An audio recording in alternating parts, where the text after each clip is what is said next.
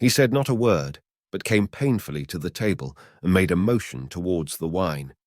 The editor filled a glass of champagne and pushed it towards him. He drained it, and it seemed to do him good, for he looked round the table, and the ghost of his old smile flickered across his face. "What on earth have you been up to, man?" said the doctor.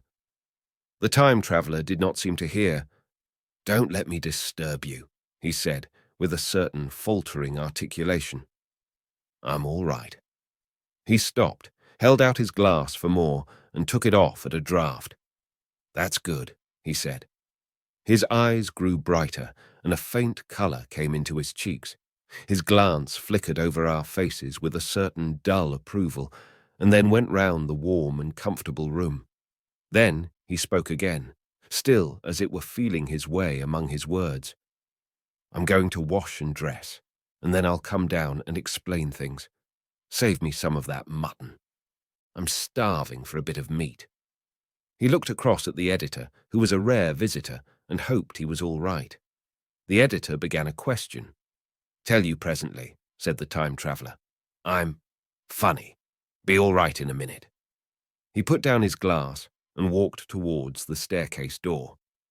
Again I remarked his lameness and the soft padding sound of his footfall, and standing up in my place, I saw his feet as he went out. He had nothing on them but a pair of tattered, blood-stained socks. Then the door closed upon him. I had half a mind to follow, till I remembered how he detested any fuss about himself.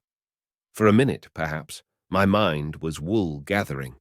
Then, "Remarkable behaviour of an eminent scientist," I heard the editor say, thinking, after his wont, in headlines, and this brought my attention back to the bright dinner table. "What's the game?" said the journalist. "Has he been doing the amateur cadger? I don't follow." I met the eye of the psychologist and read my own interpretation in his face. I thought of the time-traveller limping painfully upstairs. I don't think anyone else had noticed his lameness. The first to recover completely from this surprise was the medical man who rang the bell. The time-traveller hated to have servants waiting at dinner for a hot plate. At that, the editor turned to his knife and fork with a grunt, and the silent man followed suit. The dinner was resumed. Conversation was exclamatory for a little while with gaps of wonderment, and then the editor got fervent in his curiosity.